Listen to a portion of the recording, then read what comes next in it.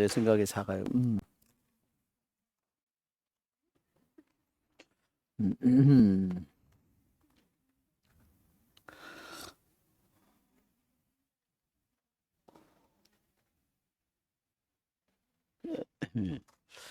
네, 주님의 기도를 하고 시작하겠습니다.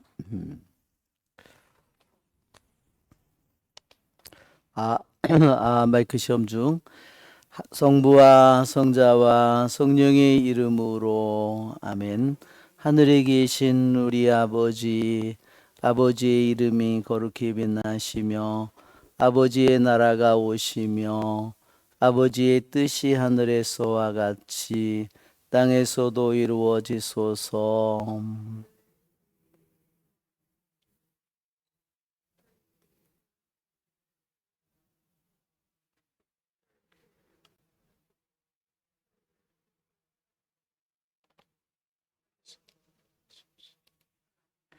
성부와 성자와 성령의 이름으로 아멘. 참 예수님, 지난주에는 예고도 없이 저기를 못하게 돼서 너무 죄송합니다. 저는 지난번에 사제 피정이 있는데 그거를 미리 공지를 못 해가지고 지난번에 왔다가 헛걸음하신 분들이 계실 것 같아요. 죄송합니다. 그래요. 오늘은 우리 순종이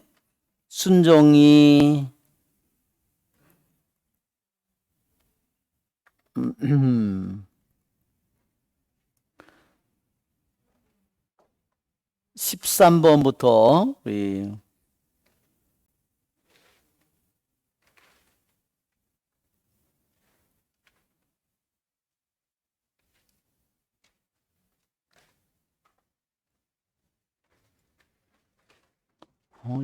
이게 아닌 것 같은데 내가 원래 하던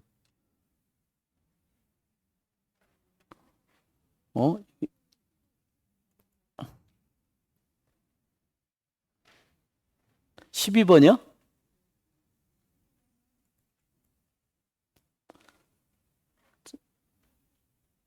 이게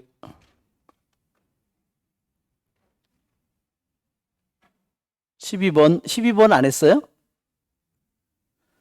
12번 한번 볼까요, 그러면? 네, 12번을 한번 보겠습니다. 예, 한번 보겠습니다. 그러면 12번 한번 읽어볼까요? 나는 이 거룩한 수도원장의 지혜에 크게 놀랐습니다. 나는 그와 단둘이 있을 때 그렇게 특별한 일을 계획한 이유를 물어보았습니다. 이 참된 치유자, 거룩한 수도원장을 의미하는 겁니다. 이 수도원장은 참된 치유자는 이렇게 대답했습니다. 두 가지 이유가 있습니다. 첫째, 이 사람이 지금 수치스럽게 죄를 고백함으로써 장래에 이러한 행위로 인한 새로운 회한을, 즉 후회를 느끼지 않게 하려는 것이다. 그러니까 미리 확실하게 이 모든 일들을 다 나중에 두고두고 다시 후회하지 않도록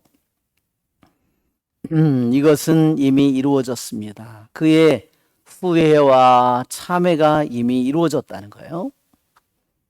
모든 사람 앞에서 자기의 죄를 고백했잖아요. 그렇죠? 모든 사람 앞에서 그는 자기의 죄를 모두 용서받기까지 바닥에서 일어나지 않았습니다. 그것은 확실한 사실입니다. 실제로 그곳에 있던 형제들 중 한 사람은 한 사람이 거기에 있는 수사님 중에 한 분이 눈이 열려서 눈으로는 보통 볼 수 없는 현실을 보게 된 겁니다. 그건 뭐냐면 한 사람은 그가 자기의 죄를 이 옛날에 수많은 죄를 지었던 이 도둑이 자기 죄를 하나씩 고백할 때마다 무섭게 생긴 사람이 책과 펜을 들고서 각각의 죄를 지우는 것을 보았다고 말했습니다. 무슨 말인지 아시겠죠? 예, 이거 무섭게 생긴 사람은 누굴까요? 천사죠. 정의의 천사가. 정의의 천사가 그가 생전에 지은 모든 죄를 하느님이 알 거 아니에요. 천사가 그 목록을 가지고 있었는데 그가 지은 모든 죄의 목록에서 고백한 거를 하나하나 지우더라는 거예요. 무슨 소린지 아시겠죠? 그러나 고백하지 않은 거는, 빼뜨리고 하는 것은, 이게 우리들이 어떤 죄를 일부러 의도적으로 내가 빠뜨리면 그 죄를 용서받지 못한다는 겁니다. 당신은 제 잘못을 당신께 자백하며 제 허물을 감추지 않고 말씀드렸습니다. 주님께 저의 죄를 고백합니다. 이것은 시편의 말씀이에요. 그러자 제 허물과 잘못을 당신께서 용서해 주셨습니다. 시편 32편 5절 라는 말을 기억하실 겁니다. 두 번째 이유는 다음과 같습니다. 왜 그렇게 아주 남들 앞에서 그렇게 모욕을 주고 그렇게 거대한 그런 놀라운 광경을 일을 벌였는가? 두 번째 수도 원장이 이유는 형제들 중에는 아직도 자기의 죄를 고백하지 않은 수사들이 있다는 겁니다. 몇이. 나는 이 일을 계기로 그들이 죄를 고백하기를 원합니다. 그러니까 이 한 사람만을 위해서, 이 도둑이었던 이 사람이 수도원에 오려고 하는 이 사람만을 위해서가 아니라 이미 그 수도원에 들어와서 살고 있는 수사들 중에 자기의 죄를 완전히 고백하지 않은 사람들이 있다. 그러니까 그거를 가지고 평생 거기서 살다가 죽는다든지, 그러면 그것을 가지고 있으면 언젠가는 다른 유혹을 받을 거 아니에요. 그러면 몇십 년을 있다가 나가는 이런 일들이 생기니까. 그래서 나는 이 일을 계기로 그들이 죄를 고백하기를 원합니다. 이 두 가지 이유 때문에 이 수도원장이 이런 일을 했다는 겁니다. 왜냐하면 죄를 고백하지 않는 사람은 결코 죄의 용서를 받지 못할 것이기 때문입니다. 자, 13번. 한번 13번 읽어볼까요? 나는 그 잊을 수 없는 목자와 그의 양무리와 교제하면서, 그러니까 그 수도원장과 그 수도원에 사는 수사님들과 교제하면서 그 위에도 많은 놀라운 일들을 보았으며 그들에 대해 되도록 많이 이야기하려고 합니다. 나는 잠시 그들과 함께 지내는 동안 그들의 생활 방식을 공부할 수 있었고, 이 사람들이 이 세상에 속해 있으면서도 어떻죠? 한편으로 세상에 분명히 살고 있으면서도 어때요? 천상의 삶을 살고 있더라는 겁니다. 천상의 존재들을 본받는데 크게 성공한 것에 끊임없이 놀랐습니다. 그러니까 그들은 여기 있는 것처럼 그들의 생활 태도는 어때요? 그들의 분명히 어떻게 땅에 살고 있는 사람들이 천상의 천상에 사는 사람들을 그렇게 잘 따르고 있는지 그것을 보고 놀랐다는 겁니다. 자, 14번을 볼까요? 네, 14번. 이제 오늘 프린트를 받으셨죠? 네. 이들은 끊을 수 없는 사랑의 끈으로 묶여 있었습니다. 더 한층 더 놀라운 것은 13번 그렇지, 13번 했고 14번 한층 더 놀라운 것은 그들이 모든 교제와 한가로운 잡담에서 자유롭다는 것이었습니다. 특히 그들은 형제의 양심을 아프게 하지 않으려고 노력했습니다. 또 누군가가 다른 사람을 미워하면 목자는 그를 제수를 가두듯이 고립된 수도원으로 추방했습니다. 언젠가 한 형제가 이웃을 비방했는데 수도원장은 즉시 그를 쫓아냈습니다.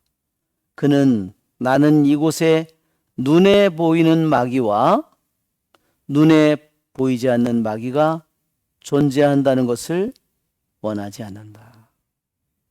눈에 보이는 마귀와 눈에 보이지 않는 마귀라 그랬어요. 눈에 보이지 않는 마귀는 뭐죠? 진짜 악마인데 눈에 보이는 마귀는 뭐예요? 그렇게 형제를 미워하는 수도자다. 형제를 비방하는 말하자면 수도자다. 눈에 보이는 마귀가 그거라는 거예요. 예.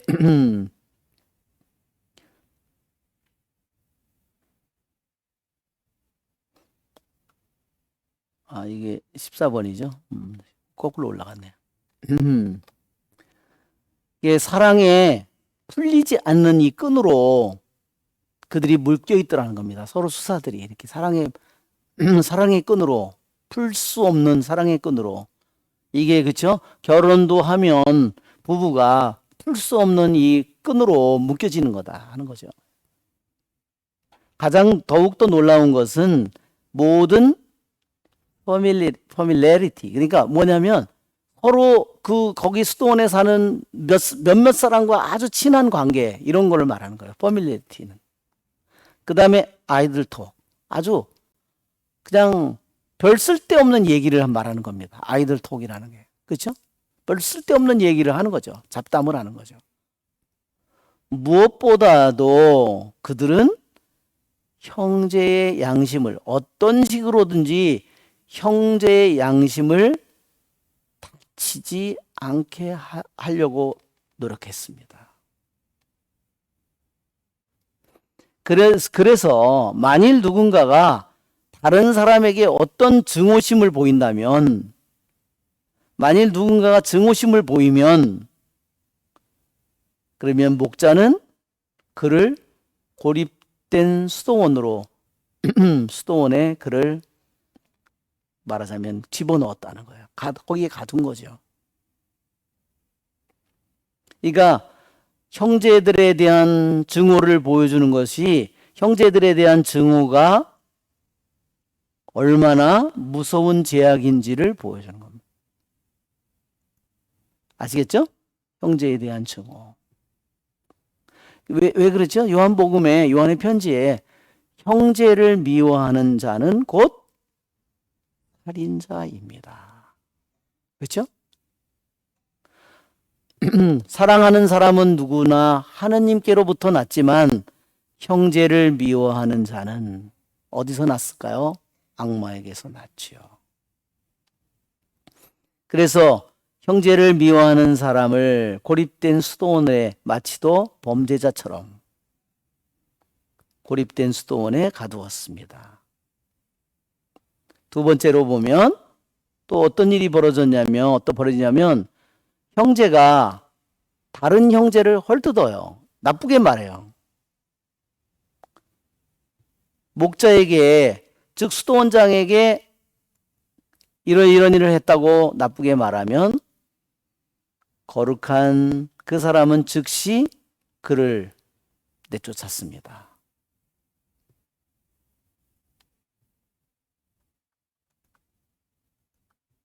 예, 그건 무슨 뜻이죠? 너는 이 수도원에 있을 자격이 없다.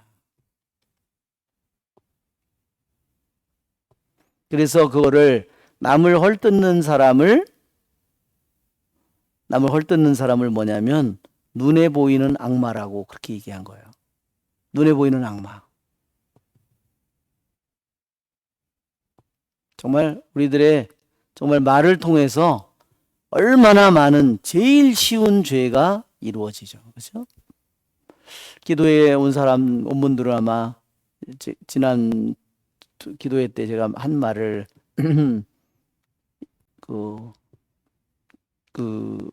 알퐁소 리구오리 성인이 한 얼마나 입으로 잿는 죄가 얼마나 모든 죄악 중에서 가장 끔찍한 죄악이다. 그래서 그죠? 부부도 갈라놓고 형제도 갈라놓고 친구도 갈라놓고 그죠? 단 한마디의 말로.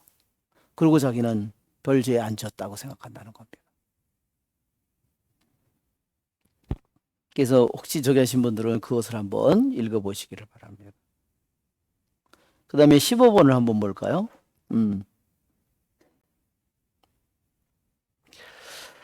나는 이 거룩한 교부들 가운데서 진정 유익하고 칭찬할 만한 일들을 보았습니다.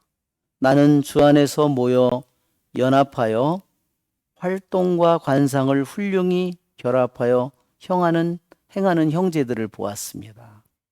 그들은 천국에 속한 것들에 몰두해 있었습니다. 많은 선을 행하기 때문에 수도원장의 격려가 거의 필요하지 않았습니다. 또 그들은 서로 호의를 가지고 거룩한 경계를 하도록 자극했습니다. 거룩한 경계는 뭐냐면요, 깨어있음을 말하는 거예요. 깨어있음을. 아마 위에 안 봐도 뭐 분명 영어로 뭐 디바인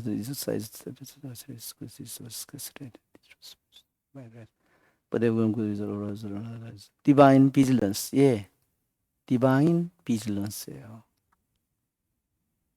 깨어 있음이에요.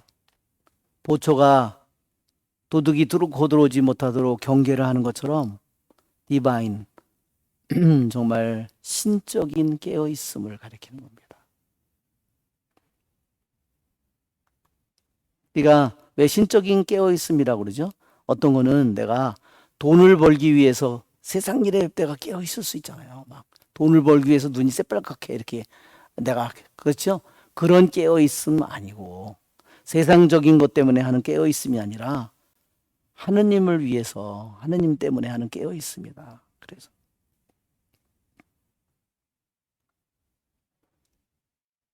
거룩한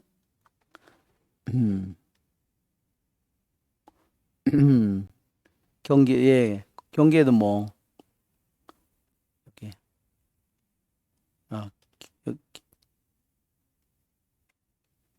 몸에 그냥 내버려 두자.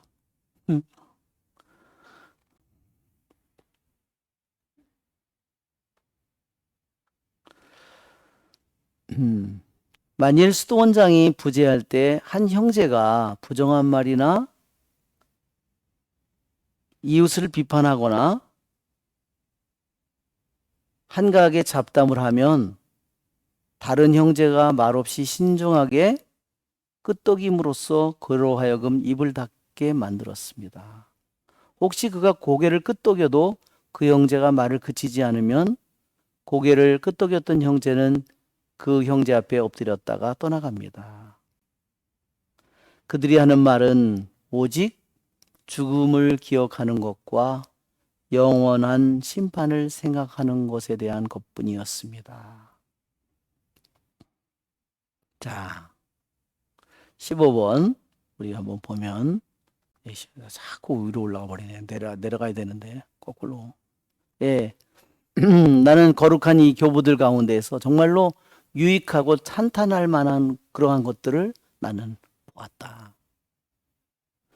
한 형제애로 모였다 그런 거죠. 주님 안에서 어브라더 후드니까 정말 주님 안에 한 형제애로 모인 거예요. 모이고 결합한 거죠. 그러니까 어떤 삶으로 활동 생활과 관상 생활로 그들은 아주 한 형제애로 아주 묶였죠. 주님 안에서. 그래서 그들은 이런 하느님에 대한 생각으로 몰두해 있어서 어떻게 그들은 수련을 했냐?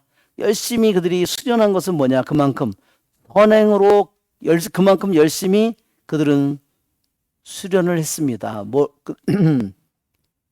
얼마나 그들이 열심히 수련을 했냐면, 좋은 일에 열심히 그들이 수련을 했냐면, 장상이 그들에게 어떤 것들을 하라고 상기시킬 필요도 없을 만큼, 장상이 뭐를 이렇게 하라고 말할 필요도 없을 만큼 그들이 스스로 알아서 그렇게 좋은 일을 열심히 그렇게 그들이 수행하더라는 겁니다.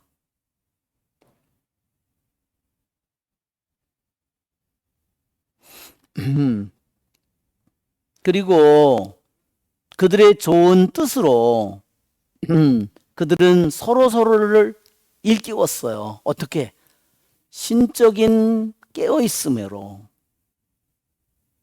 서로를 일깨워줬어요. 뭐에 대해서? 좋은 뜻을 하도록 말하자면.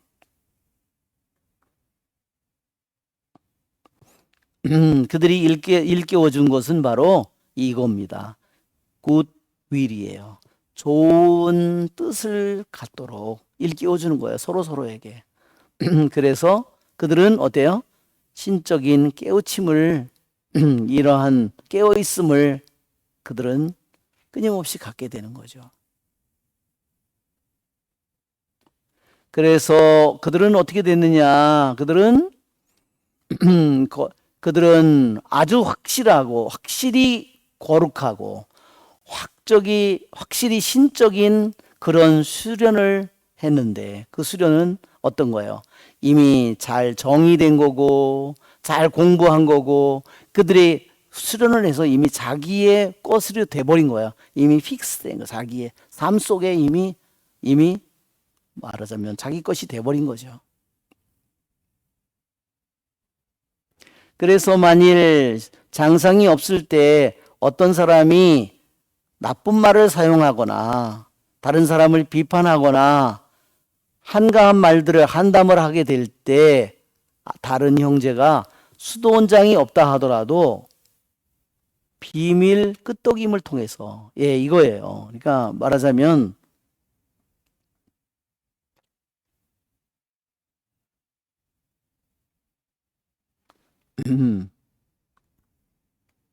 남들이 모르게, 말하자면 이렇게 하는 거죠. 남들은 잘 모르게 조심하라고 그 사람에게 얘기를 하는 거죠. 표시를 하는 거죠. 그래서 너 지금 큰일 날 짓을 하고 있는 거야. 너 옛날 습관, 자기도 모르게 옛날 습관으로 돌아간 거죠. 그랬는데 그리고 조용히 그것을 멈춥니다. 그러나 그 형제가 그것을 그렇게 신호를 보내는데도 그걸 못 알아채리고, 왜? 자기의 너무 과거의 그런 습관이 다시 나와가지고 그가 계속 형제를 그렇게 나쁜 말을 사용하고 이렇게 다른 사람을 비판하고 한가한 농담이나 하고 쓸데없는 농담이나 하고 그렇게 알려줬는데도 그가 할 때는 그에게 다른 형제가 그것을 그에게 이렇게 머리로 끄떡끄떡 알려준 사람이 했는데도 못 알아들으니까, 그 다음에는 그 사람이 가서 다른 모든 사람이 보는 앞에서 그 사람 앞에 엎드리고 막 화를 내는 게 아니라 그 사람 앞에 더 겸손되이, 그렇게 자기가 알려줬는데도 못 알아들으면 완전히 거기다가 프로스트레이션에 가서 완전히 엎드리는 거예요. 이렇게 엎드리고서 그 다음에 물러갑니다. 이제 그렇게 했는데도 그 사람이 받아들이냐 안 받아들이냐는 것은 그 사람에게 달려있는 거죠. 무슨 말인지 아시겠죠? 그러니까 그들이 그냥 보통 세상 사람들이 말할 때, 야, 너 그따위 말을 쓰면 어떻게 해? 막 이렇게 화를 내거나 뭐를 하는 게 아니라, 얼마나 그들이 겸손되이 그것을 잘못을 지적해 주는지, 훨씬 그걸 말하는 사람보다 훨씬 더 겸손한 태도로 그들이 일깨워주고 있는 것을 보여주는 겁니다. 그리고 끊임없는 끊임없는 대화의 주제는 뭐였느냐? 그것은 죽음에 대한 묵상, 그리고 영원한 심판에 대한 것이었습니다. 예. 정말 우리들이 죽음에 대한 묵상은 정말로 너무나 우리들에게 많은 은총을 가져옵니다. 내가 끊어버리지 못하는 수많은 집착이나 애착에서 우리들을 쉽게 벗어나게 만들어줍니다.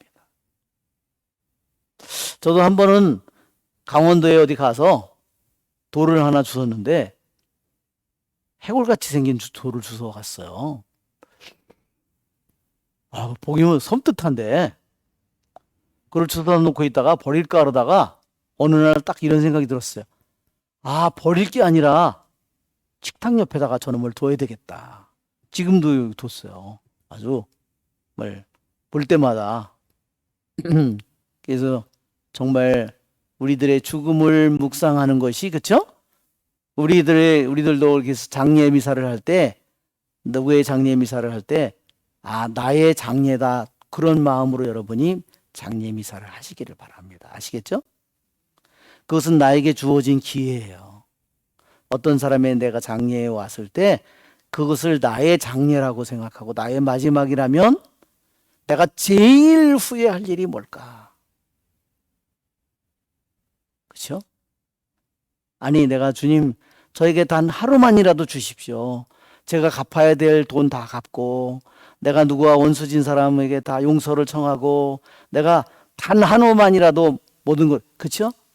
우리들이 그래서 우리들이 장례를 할 때마다 여러분 우리들이 그런 마음으로 죽음에 대한 묵상은 2000년 교회 역사에서 우리들에게 교부들이 끊임없이 우리들에게 강조한 묵상이고 우리들의 화두이고 이것이 얼마나 많이 우리들의 영혼을 이 세상의 애착으로부터 죄로부터 우리들의 영혼을 자유롭게 해주는 길인지 모릅니다.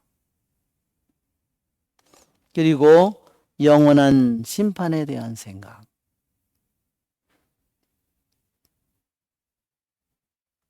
예.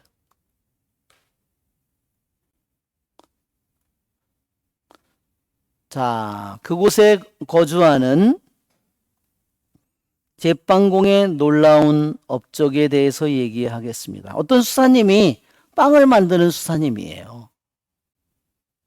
그 빵을 만드는 수사님이 어떻게 그 주방 일을 맨날 하는데 완전히 묵상 상태를 유지하면서 또 많은 눈물을 흘리는 있었는지, 어떻게 그런 은혜를 얻었는지, 왜 다른 공부하는 수사님이나 더 머리가 뛰어난 수사님이나 집안이 좋은 수사님이나 뭐 어떤 좋은 더 멋있는 직책을 맡은 그런 신부님이나 그런 사람하고 달리 어떻게 저 수사님이 빵 만드는 저 수사님이 저렇게 제일 완전한 묵상 상태, 많은 회개의 눈물을 흘리는 이런 은혜를 받았는지 그는 이렇게 말했습니다.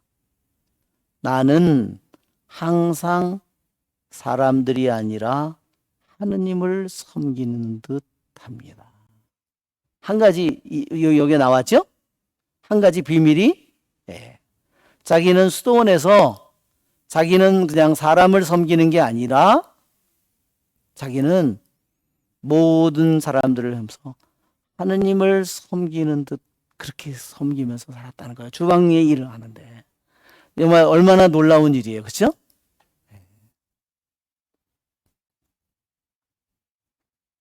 우리는 뭐 어떤 사람이 나보다 차도 거지 같은 거 타고 옷도 거지 같은데 아파트도 거지 같은 거 아유 저거는 하여튼 이렇게 생각할 수 있잖아요. 쉽게. 그건 정말로 지극히 세상적이고 인간적인 거예요. 그것은 순수한 마음이 아니잖아요. 하느님이 나에게 부자로 이 세상에 살게 해줬으면 나중에 천국에 가면 내가 그 사람보다 내가 자리가 높을까요? 낮을까요? 당연히 낮겠죠. 겸손해야죠. 그렇죠? 내가 이 세상에서 내 인물이 잘났는데 천국에 가면 내 자리가 그 사람보다 더 높을까요? 낮을까요? 더 낮아야죠. 당연히 그래야죠. 하느님은 정의로운 분인데. 그죠? 하느님이 하는 일이 헛된 게 어디 있어요. 그죠? 하느님이 하는 일에 잘못된 일이 어디 있겠어요.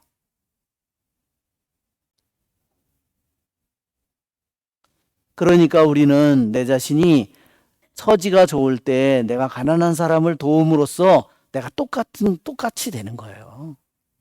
내가 돈을 많이 갖거나 내가 입장이 좋거나 내가 평편이 좋거나 내가 뭐 인물이 좋거나 내가 시간이 많고 그럴 때 어려운 사람들을 내가 잘 도와줄 때 내가 그 사람하고 똑같은 사람으로 취급을 받겠죠. 하느님 안에서.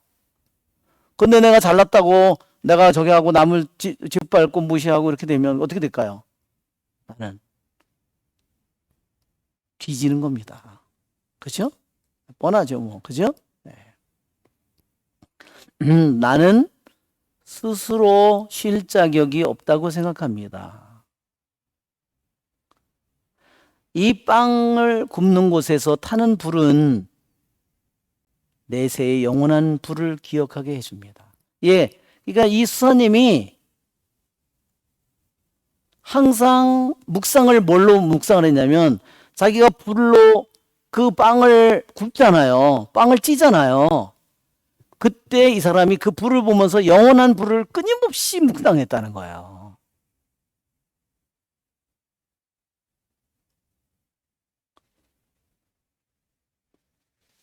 즉 그는 조금도 쉴 자격이 없다고 판단했다는 게 아니라 이런 겁니다.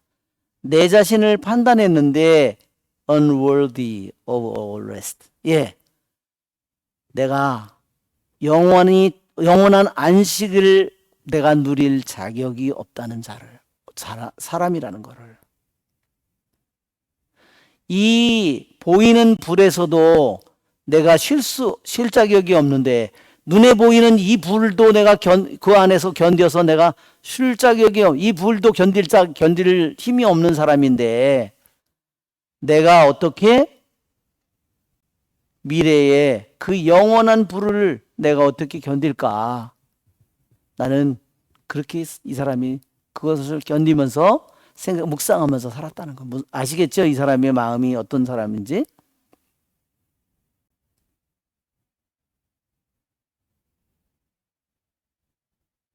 예, 그는 빵 굽는 사람이 그는 어떻게 해서 어떻게 constant recollection을 했느냐?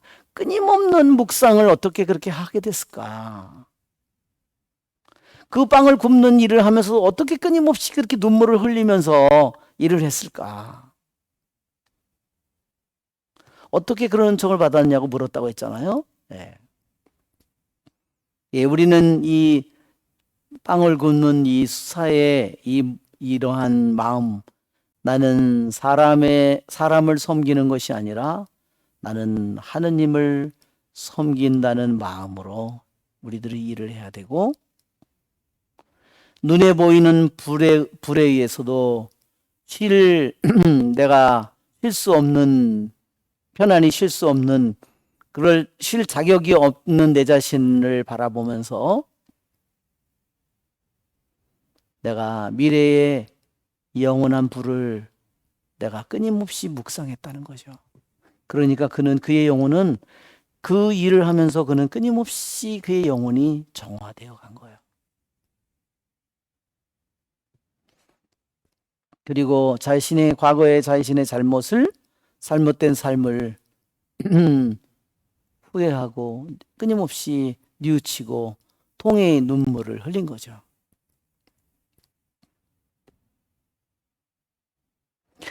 자, 그들에 대한 또 다른 이야기가 있습니다. 그들은 수도원 식당에 있을 때에도 마음의 기도를 쉬지 않으며 은밀한 몸짓과 몸짓과 제스처를 통해서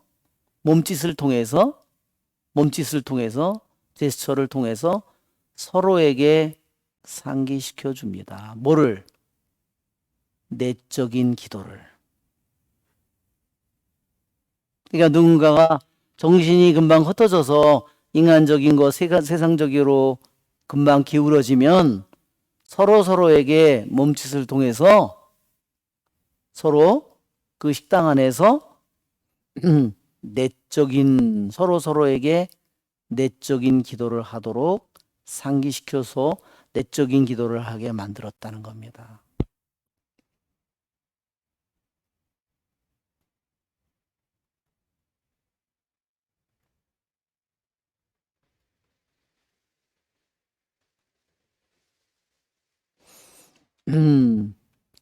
그들은, 그러니까 이 식당에 일하는 그 수사님들이 이 일을 계속 해왔다는 거예요. 그렇죠?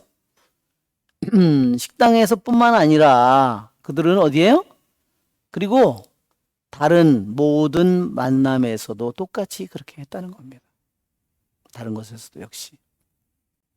그러니 그러한 놀라운 은혜를 받은 거죠.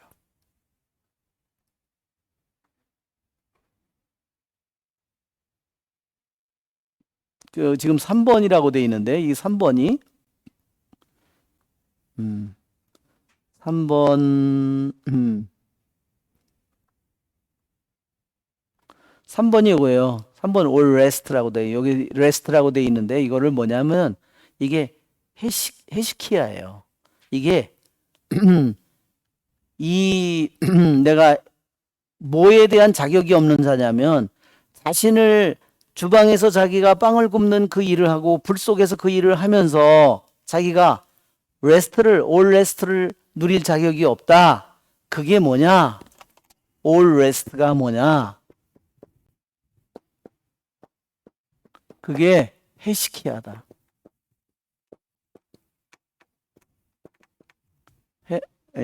여기는 S 헤시키야. 예, 헤시키야. 이게 뭐라 그러냐면 이거를 고요의 기도 또는 정적의 기도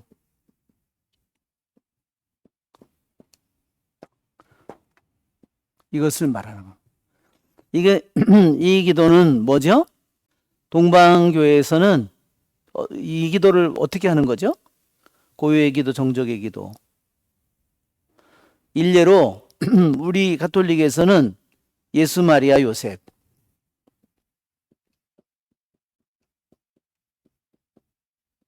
예, 예수, 마리아, 요셉 정말로 강력한 기도입니다. 그렇죠? 내가 마음이 수많은 것들로 어떤 때 날뛸 때 그럴 때 묵상기도가 돼요? 묵상기도 안 됩니다. 내 마음이 막 요동을 칠 때 묵상기도 안 됩니다. 그때는 화살기도를 합니다. 예수, 마리아, 요셉. 그래서 옛날 순교자들이 교리도 모르는 사람이 예수, 마리아 한마디밖에 모르는 사람이 순교했다는 겁니다. 그게 어떻게 이게 그 사람 별로 배운 것도 없어요. 공부를 하는 것도 없어요. 그렇죠? 한글도 몰라요. 교리도 배우기 힘들어요. 그런 사람들이 너무너무 단순하지만 이 기도가 얼마나 강력한 기도인지 모릅니다. 이런 것이 이 기도를 끊임없이 하는 겁니다. 또는 주 예수 그리스도님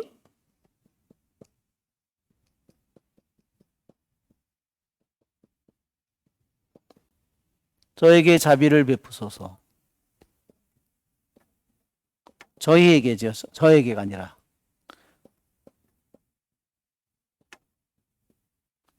이 기도가 지금 동방교회에서 하는 정적의 기도가 해치케어 이거예요. 저 기도를 끊임없이 하루 종일 내내 단순한 일을 하면서 끊임없이 저 기도를 외우는 겁니다. 나중에 그러면 어떻게 되느냐면 자면서도 한대요. 자면서도. 인간이 그렇게 만들어져 있는 겁니다.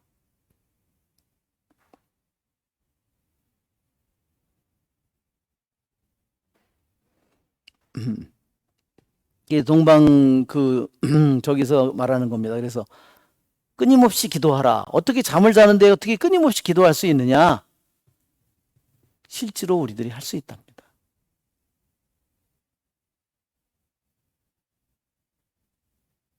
그래서 이게 고요의 기도의 방법이에요. 이 기도를 하다 보면 마음이 어느 순간에 너무너무 고요해지는 겁니다. 여기에 지금 각주에 지금 설명이 여기에 있는 겁니다. 각주의 설명이 헤시키야에 대해서 뭐라고, 이 all rest가 말하자면 자기는 이 정적의 기도를 정적의 기도에 이 상태, 이 고요 속에 이 고요가 뭘까요? 이 정적이 뭘까요? 이게 뭘까요? 영원한 안식입니다. 그렇죠? 자기가 고요의 저 정적이 뭘까요? 자신이 이 세상에 있는데 자신은 이미 자신이 시간과 공간을 떠나는 겁니다.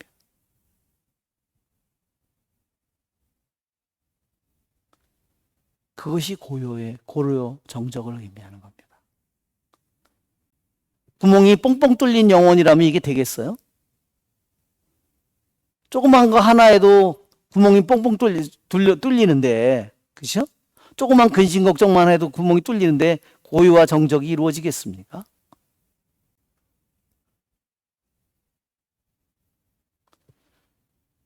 헤시키야는 바로 영원한 안식이에요, 말하자면. 이 세상에서 미리 맛보는 영원한 천국이고 하늘나라고, 그렇죠?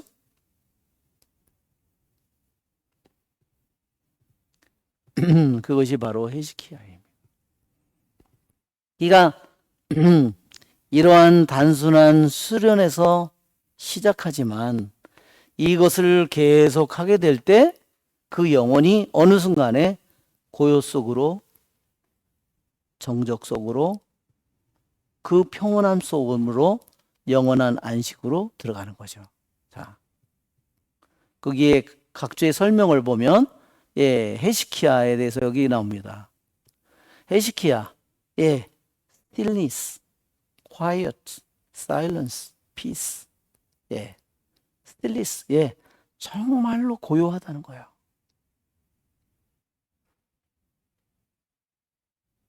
이것이 또 뭘까요? 그것이 바로 평화겠죠. 하느님께서 우리 인간을 당신의 모습대로 만들었는데, 나에게 하느님이 당신의 모습대로 비슷하게 만들었는데 내 안에 하느님의 모습이 완성되면 그때 뭐가 될까요?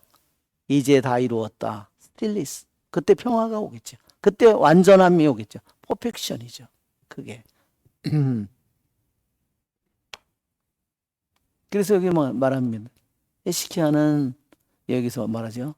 스틸리스고, quiet, silence, peace, leisure, rest. 여기에 이게 묵상 기도의 알미다. 묵상 기도의 프랙티스다. 이렇게 되었어요. 이것은 묵상 기도, 이거는 관상 기도죠. 컨템플레티브. 이것은 뭐냐면 관상 기도입니다. 관상 기도하고 묵상 기도 차이는 뭐죠?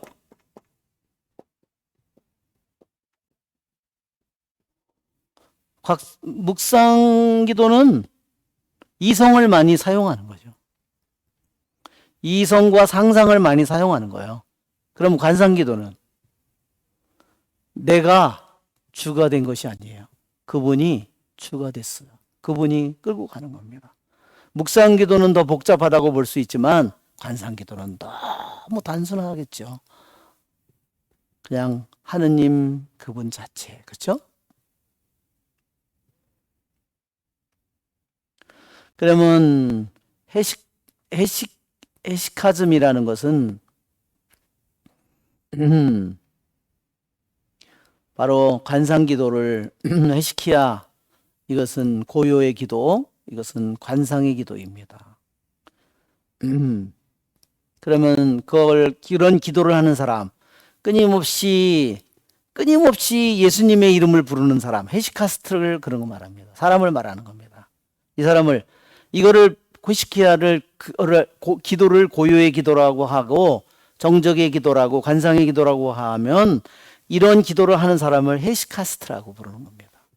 헤시카스트는 그러니까 다른 말로 뭐냐면요, 끊임없이 예수님의 이름을 부르는 사람이에요. 여러분이 그런 사람이 되기를 바랍니다. 아시겠죠? 끊임없이 예수님의 이름을 부르는 사람.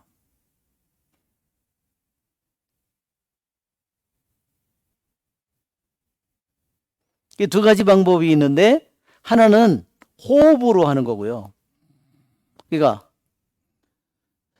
주 예수 그리스도님 저에게 자비를 베푸소서. 그렇죠?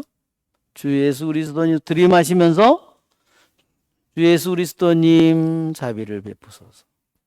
주 예수 그리스도님 자비를 베푸소서. 그러면 이걸 하다 보면 나중에요, 숨을 쉬면서 저절로 이 기도가 된다는 겁니다. 또 하나는요, 심장의 박동에 맞춰서 한대요.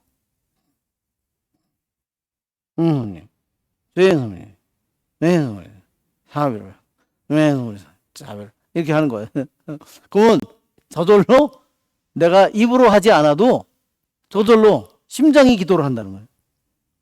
하나는 호흡이 기도하듯이.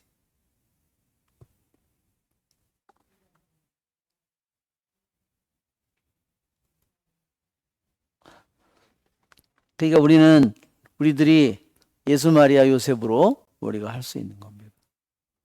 그래서 어떤 때는 우리들이 이 기도를 사용합니다. 예수 마리아. 저도 어떤 때 잠을 자는데 꿈에 막 이상한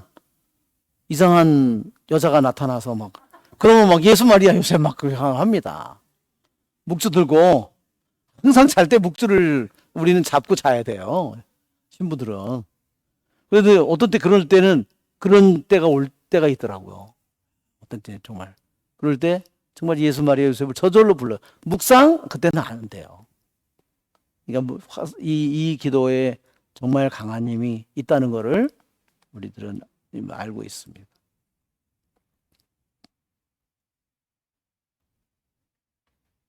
자, 18번을 한번 볼까요?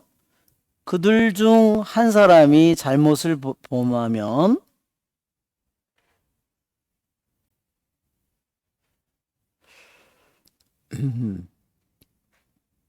많은 형제들은 그의 동의하에 그 문제를 목자에게 가져가서 그 일에 대한 책임과 형벌을 받게 하려 했습니다.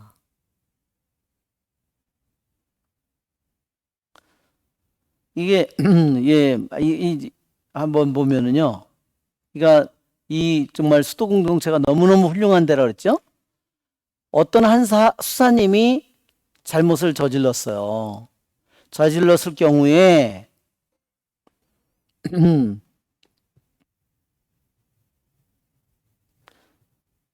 그는 형제들로부터 많은 요청을 받곤 합니다.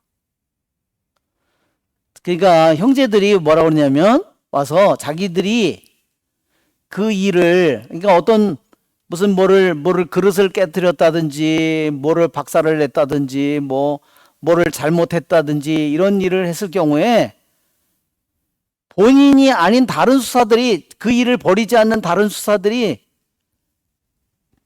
제발 내가 가서 내가 얘기할게. 원장님한테 내가 이거를 가져가서 그렇게 한다는 거예요. 무슨 말인지 아시겠죠? 넌 뒤지게 혼나야 돼. 이렇게 한 게 아니라 그 사람은, 다른 수사님들은 그 일을 하지도 않았는데 자기가 가서 그 잘못을 말하겠다고 말하는 겁니다. 허락해달라고. 그래서 그러면 어때요? 원장님이 책임을 묻고 그 벌을 내리는 거죠. 원장님이. 근데 그 책임과 벌을 자기가 받겠다고 네가 그 일을 했지만 다른 형제들이 와서 제발 나에게 이 일을 내가 책임지고 벌을 받도록 해줘. 그렇게 청했다는 거죠. 그러니까 다른 사람, 그러면 이렇게 인간적으로 이렇게 쉽잖아. 너 이 새끼야. 너 이제 이번에 된통 당해봐야 돼. 그쵸? 그죠? 그렇게, 그런 게 아니라 얼마나 다른지를 보여주는 겁니다. 그것은 이 위대한 사람, 제자들이 이런 일을 한 것을 알기 때문에 원장은 가벼운 벌을 내립니다. 왜? 실제로 그 일을 이 사람이 한 사람이 아니라 다른 사람이 사랑으로 그 일을 자기가 책임지고 벌을 받겠다고 왔기 때문에 원장은 그 사람이 범인이, 죄인이 아니라는 걸 알기 때문에 가벼운 벌을 내립니다. 그리고 그 벌 받은 사람은 아무 죄가 없다는 걸 알기 때문에. 그리고 수도 원장은 실제로 그런 잘못을 저지른 저 사람이 누구인가를 묻지조차 않습니다.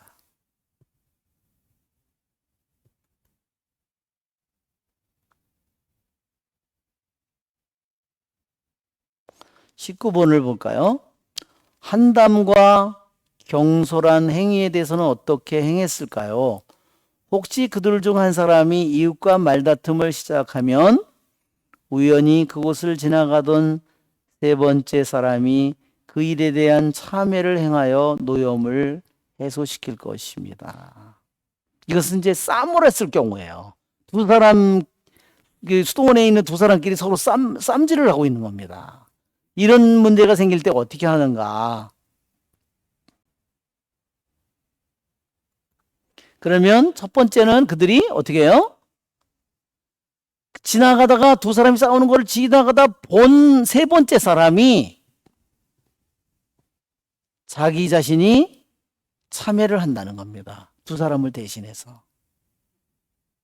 그러니까 어떻게 참회를 할까요? 그 사람이 막 싸우고 있으면 지나가던 사람이 탁 무릎을 꿇고 있거나 엎드려 있거나 뭐를 하거나 하면서 참회를 속죄를 하는 거죠. 그런데 그렇게 해도 그 사람들이 논쟁이 계속되고 싸움이 계속되면 어떻게 하느냐? 그 문제를 수도원장 밑에 있는 신부에게 보고합니다. 그러니까 그 수도원장 밑에 있는 두 번째 수도원, 말하자면 밑에 있는 사람에게. 그러면 수도원장 밑에 있는 그 신부가 해가 지기 전에 두 사람을 화해하도록 조치합니다. 그런데도 두 사람이 화해를 하지 않고 서로 나쁜 감정을 품고 서로 싸움을 하고 있다면 이 세 번째에서 어떻게 하냐? 그들에게 음식을 주지 않거나 그들을 수도원에서 쫓아낼 겁니다. 네, 세 번째는 이렇게 한다는 거죠. 무슨 말인지 알겠죠? 네, 정말 그냥 잘못했을 때 그냥 벌만 내리는 것이 아니라 얼마나 그들이 겸손과 사랑으로 가득 차 있는지를 보여줍니다.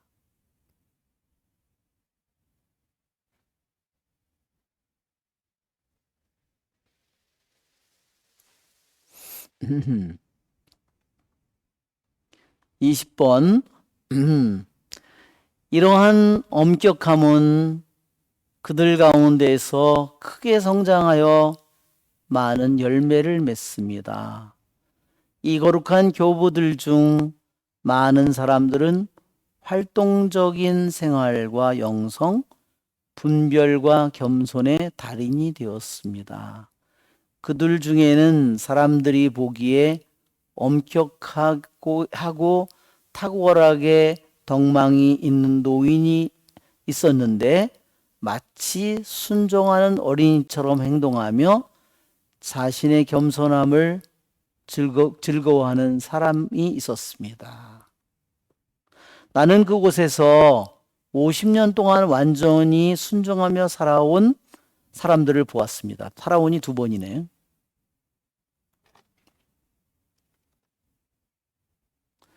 나는 그들에게 수고함으로써 얻는 위로에 대해서 그렇게 몇십 년 동안을 그런 수련을 했는데, 그런 순종의 수련을 했는데 거기서 어떤 위로를 얻었느냐?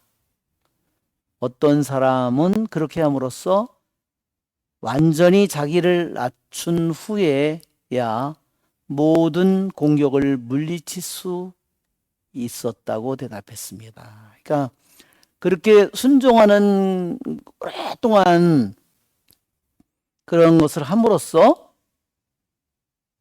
순종의 생활을 함으로써 이제는 어떤 공격이, 악마가 어떤 공격을 하더라도 물질 수 있는 사람이 됐다는 거예요. 또 한편으로는 다른 사람은 자신이 감각으로부터 완전한 자유를 획득했고 온갖 중상과 모욕 가운데서 평정을 누릴 수 있었다고. 그러니까 자기가 터무니없는 비난을 받고 모든 저기를 뒤집어 썼는데도 아무렇지도 않다는 거죠. 그냥 그렇지 않으면 어떻게 될까요? 아니 내가 그런 일을 했다고 뒤집어질 텐데 그냥 뭐 그럴 수도 있지 그렇지? 네.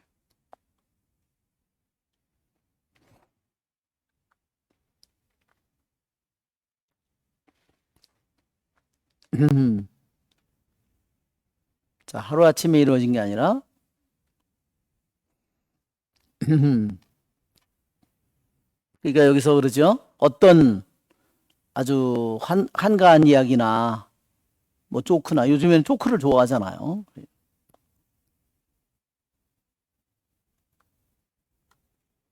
아, 이게 거꾸로 올라간 거지 참. 예, 내려가야 되는데. 이게.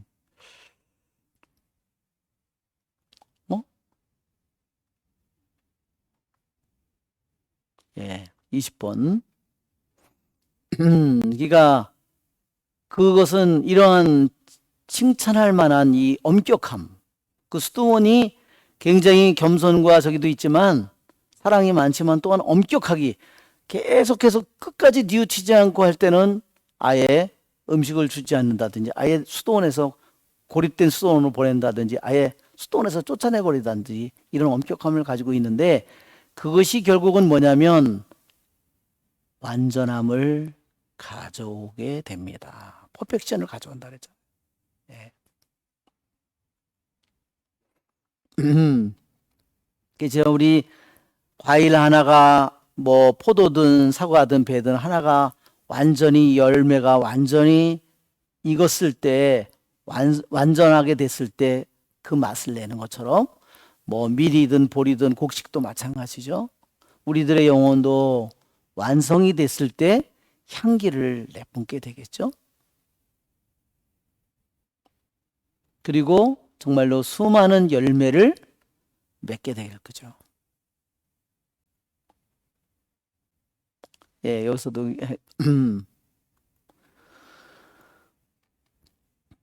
그래서 그들 중에 이 거룩한 교부들 가운데 많은 사람이 어땠냐면, 여기에 proficient라는 것은 여기에 그들이 활동 생활에서나 영적인 통찰력에서나 모든 면에서 그들이 완전히 뛰어났다는 것을 말하는 거예요. proficient라는 것은.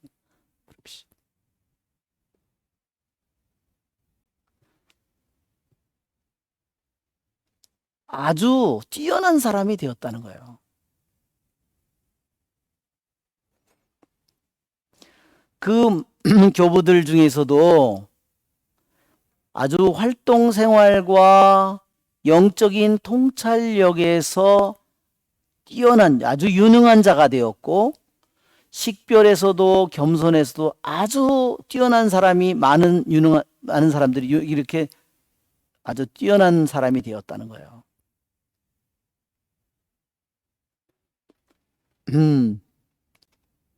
그래서 그들 가운데는 아주 놀랍고 천사적인 모습을 가진 사람이 있었다. 아주 존경할 만하고 흰 머리를 가졌는데 어때요? 그러니까 노인이죠. 수도원에 들어온 지 오래된 노수사님이겠죠. 아주 거룩한 아름다움을 가진 흰 머리의 그러한 사람들을 보았습니다. 마치 뛰어다니는데 순종으로, 그 노인인데도 순종하는, 마치 어린아이들처럼 순종을 하면, 자기의 장상이 명령을 하면 즉시 그것을 하기 위해서 뛰어다니는, 그리고 겸손함 속에서 기뻐하면서 그 일을 하는, 뛰어다니는 그런 흰 백발의 그러한 수사님들을 보았다는 거죠. 그 중에서 자기가 한 50년 동안 순종한 그러한 노수사님을 봤다는 거예요. 사람들을 보았다는 거예요. 그러한 사람들을, 수사님들을 보았다는 겁니다. 아까도 얘기한 것처럼 무슨 위로를 그들이 그러한 수련을 통해서 어떠한, 말하자면 위로와 은총을 받았는가. 예. 그렇게 커다란 수고로부터 그렇게 50년 동안을 그렇게 수련을 한 결과 그들이 얻은 게 뭐냐? deep humility를 얻었다고. attain deep humility. 예. 겸손함이 없으면요, 절대로 모든 악마의 공격을 물리칠 수가 없어요. 왜? 자기가 남들보다 더 뛰어난 사람이 되기를 바라는 사람이 어떻게 악마의 공격을, 무슨 공격을 물리치지 못할까요? 교만의 공격을 물리치지 못할 거고, 시기의 공격을 물리치지 못할 거고, 질투의 공격을 물리치지 못할 거고, 헛된 영광의 저기를 공격을 물리치지 못할 거예요. 그렇죠? 겸손함이 없는데, 자기가 남들보다 더 낫겠다고 하는 사람은 교만도, 시기도, 질투도, 분노도, 그죠? 헛된 영광도, 아무것도, 보세요. 그러니까 교만하지 못한 영혼은 어때요? 모든 곳에서 문제를 일으키는 거예요. 왜 저런 사람은 그렇게 해주고 나한테는 안 그래? 그죠? 그럼 난리를 치는, 뭐 뒤집어지는 거지, 그죠? 예. 그게 그렇게 되는 거죠. 예, 그렇죠? 개가 이렇게 거품을 붙듯이 하는 거죠. 그러니 교만이 없으면 어떤 것도 막아낼 수 없어요. 그렇죠? 이 겸손함이 정말 얼마나 모든 악마의 공격을 물릴 수 있는 모든 가장 강력한 무기가 겸손함이에요.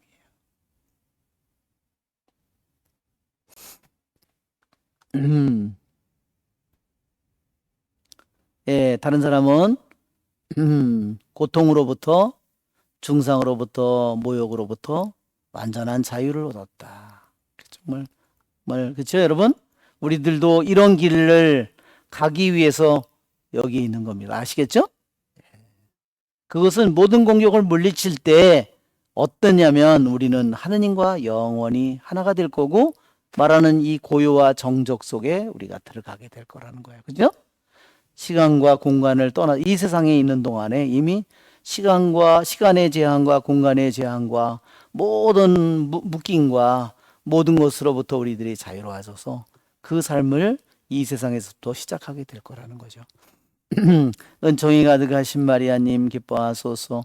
주님께서 함께 계시니 여인 중에 복되시며 태중의 아들 예수님 또한 복되시나이다.